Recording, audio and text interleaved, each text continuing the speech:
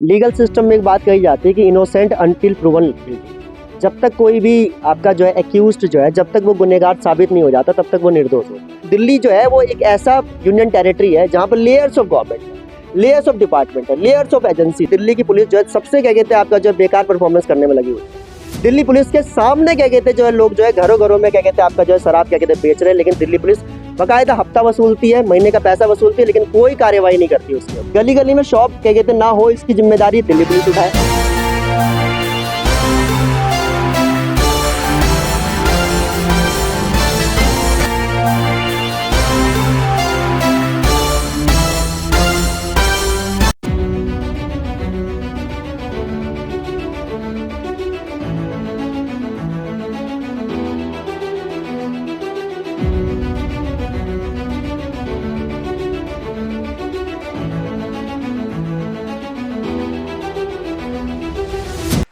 तो बहुत तेजी से आम आदमी पार्टी बढ़ रही है, तो जाहिर तौर पे आपके खिलाफ बड़े बड़े षड्यंत्र रचे जाएंगे। दिल्ली में ये कुछ भी कर लें, दिल्ली में आम आदमी पार्टी से ये जीत नहीं सकते। तो अब इन्होंने एक षड्यंत्र रचाया है, शराब घोटाला। दिल्ली में कौन सा शराब घोटाला हो गया? अभी जब सुप्रीम कोर्ट में सुनवाई हुई शराब घोटाले की, जज बार बार पूछ रहा है सीबीआई वालों से, एक तो सबूत दे दो, कोई सबूत नहीं सीबीआई के पास, कोई सबूत नहीं ईडी के पास। जज बार बार कह रहा है 2 मिनट नहीं टिकेगा तुम्हारा केस। ये शराब घोटाला है। तो इनका मकसद ये है कि किसी भी तरह से आम आदमी पार्टी के टॉप के नेतृत्व को गिरफ्तार करके आम आदमी पार्टी को और सरकार को तितर-बितर कर दिया जाए। इस तरह से नरेंद्र मोदी जी दिल्ली के अंदर अपनी सरकार बनाना चाहते हैं। दिल्ली की राजनीति। नमस्कार दोस्तों, मैं नागेश्वर मिश्रा और आप देख रहे हैं कैटरेक्ट एक्सप्रेस न्यूज। आज हमारे साथ मौजूद है एक शख्स जो ऑलरेडी कवि हैं, रजनीश ठाकुर जी। और जिस तरीके की हमारी दिल्ली की राजनीति चल रही है उसी अहम मुद्दों पे हम इनके साथ बात करेंगे। जी सर नमस्कार। नमस्कार। रजनीश जी, जिस तरीके से दिल्ली की राजनीति चल रही है, अरविंद केजरीवाल जी की सरकार चल रही है, उस बारे में आपका क्या कहना है? दुखद हालात है काफी। जैसा हम देख रहे हैं कि लगातार काफी मंत्री इनके शराब घोटाले केस में, बाकी केसों में जेल जा रहे हैं, उसके पीछे क्या कारण है? देखो, लीगल सिस्टम में एक बात कही जाती है कि इनोसेंट अनटिल प्रूवन गिल्टी। जब तक कोई भी आपका जो है एक्यूज्ड जो है, जब तक वो गुनहगार साबित नहीं हो जाता तब तक वो निर्दोष होता है। ठीक है ना। तो मैं तो अभी तक जो है, अभी तो कोर्ट ट्रायल के बेसिस पे जो है तो मैं डिक्लेयर नहीं कर सकता। अभी तो जजमेंट भी नहीं आई है, तो मैं कैसे फैसला कर दूं कि वो सही है या गलत है। लेकिन मुझे लगता है कि शायद इसमें दिल्ली के आम लोगों का जो है बहुत वक्त जाया हो रहा है। हम 5 साल के लिए जो है आपका सरकार को चुनते हैं कि यार चलो ठीक है, 5 साल तक लगातार जब वो हमारे डेवलपमेंट पे काम करेगी। अब 5 साल में तो पहली बात तो बीच में इतने सारे इलेक्शंस होते हैं अलग अलग स्टेट्स में, और हमारे माननीय मुख्यमंत्री जो है वो भी अब जॉइंट स्टेट जो है आपका इलेक्शन लड़ रहे हैं, तो ज़्यादातर टाइम तो उसमें कंज्यूम हो जाता है। और जो अंदर जो बाकी जो काम बचा हुआ, उस काम को भी करने के लिए आप देखोगे कि आपका हाल ऐसा है कि हमारे ज़्यादातर मंत्री जो है वो आपके जेल में है। अब वो अगर सच है तो फिर तो कोई दिक्कत नहीं कि आपकी कोर्ट की कार्रवाई है, लेकिन अगर वो गलत है तो फिर वो बहुत बेकार हो रहा है। चलो, ये तो कानूनी दांव-पेच है, एक पार्टीवाद है, पॉलिटिक्स चल रही है।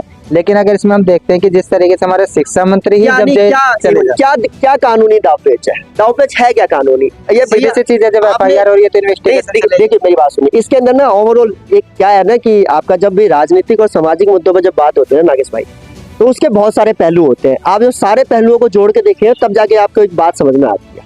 दिल्ली जो है 1484 वर्ग किलोमीटर में फैला हुआ हमारा ये शहर दिल्ली, जिसकी जनसंख्या जो है लगभग 1 करोड़ 80 लाख से ऊपर है, जिसे संभालने की जिम्मेदारी एक मुख्यमंत्री, एक राज्यपाल, एक पुलिस प्रशासन, 7 सांसद, 70 विधायक और 250 वार्डों पे काम कर रहे निगम पार्षद की है। लेकिन 1 करोड़ 80 लाख से ज्यादा संख्या वाली इस दिल्ली को संभालने के लिए एक अकेला मुख्यमंत्री काफी नहीं है। सबकी अपनी अपनी अलग अलग भूमिका होती है, सबकी अपनी अलग अलग जिम्मेदारी होती है।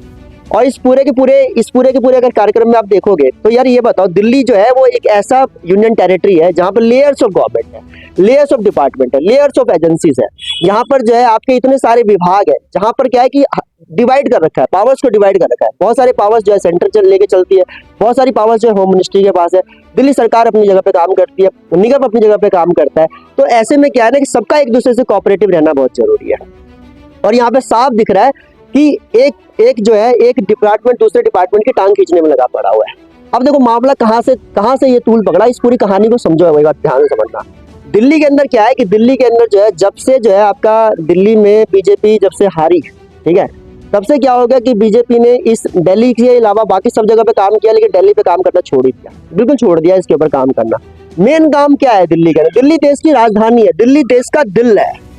आपको राजधानी की सुरक्षा और रक्षा के लिए पहले काम करना था, लॉ एंड ऑर्डर पे काम करना था, जो आपका ही सब्जेक्ट है। अगर हम देखें स्टेट लिस्ट में नहीं आता ये आपका जो है, जिसको हमने यूनियन के लिस्ट में डाल दिया बकायदा, मतलब यूनियन के पास दे दिया बेसिकली, सॉरी।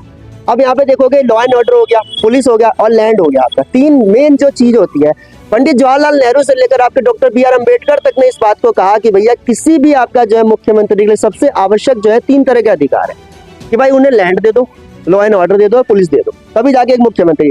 1937 में जब प्रोविंशियल ऑटोनॉमी मिली इंडिया को, है, उस वक्त क्या कहते हैं, आप देखोगे कि उस वक्त भी हमारे जितने भी आपके जो कांग्रेस के तमाम जो नेता थे उस वक्त, उन सबको भी जो है देश को इस बात को एहसास दिलाने की शक्ति कब मिली कि भाई हाँ वाकई में हम लोग मिलकर देश की आज़ादी के लिए लड़े, और देश अगर हमारा होगा तो हम कल को परिवर्तन लेके आ सकते हैं। जो 1937 में प्रोविंशियल ऑटोनॉमी के तहत हमें पुलिस मिली, लैंड मिला, लॉ एंड ऑर्डर मिला। ये तीनों चीजें दिल्ली के अंदर जो है आपका जो है मुख्यमंत्री या दिल्ली सरकार के पास नहीं है। कोई बात नहीं, हो सकता है, क्योंकि भाई सेपरेशन ऑफ पावर से हमेशा ऐसा नहीं होता कि काम रुकते हैं, कभी कभी क्या होता है कि अच्छा रहता है, इससे क्या कहते हैं क्लासिफिकेशन अच्छी हो जाती है। लेकिन एक बात समझना ध्यान से, लैंड और लॉ एंड ऑर्डर और पुलिस किसकी जिम्मेदारी है? सेंटर की जिम्मेदारी, होम मिनिस्ट्री की जिम्मेदारी है।